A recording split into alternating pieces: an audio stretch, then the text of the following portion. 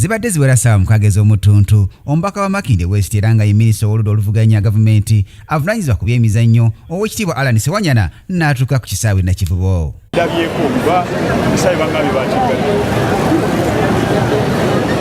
Omubaka Allan Ssewanyana bw'atuuse ku geeti y'e Nakivubo ebadde 10 obutiribiri abasirikale asabye abakuumi okumuggulirawo ng'omubaka paalamenti azze okwetegereza obanga ekisaawe kino kyaggaddwa nga bibadde bigambibwa.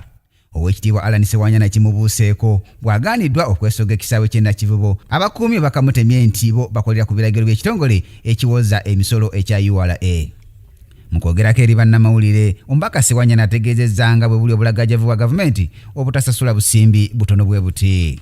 Aningi y'ekisaawe etegeeza nti baafuna biliyoni nga 3 mu bukadde 6 kwe balina okutoola omusolo aba URA kubanga ensoloza yaki z'omusolo.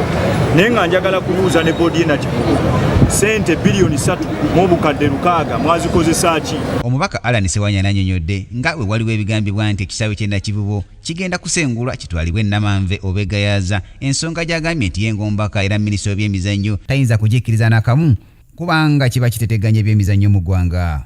Ngenda kusaba Paaliyamenti ya Uganda eyite minisita w'ebyemizannyo Bakabulindi annyonnyole engeri ki gy'alonda akakiiko akaddukanya Nakivubo kubanga Nakivubo kumpi mu buli kisanja ebeera mawulire ag'okuddukanyizibwa obubi. Nakivubo aliko ebifo bingi ebyemizannyo okuli n'ekifo awatendekebwa ebikonde ekya Kampala Boxing Club ng'era okusinziira ku ssentebe wa Kampala Boxing Club Mbide Ahmed olunaku lw'eggulo bayagadde nabo okubaggalawo wabula ne balwana. Eno kilabu nga bw'ogiraba ye nakazadde w'ebikonde mu ggwanga ovuddemu bachampiyoni bangi abagenze mu nsi yonna.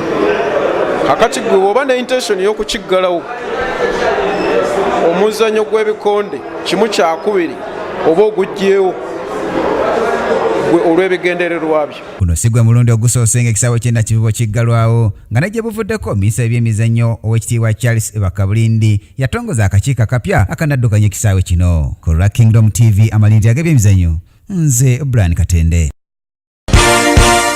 This is Kingdom TV.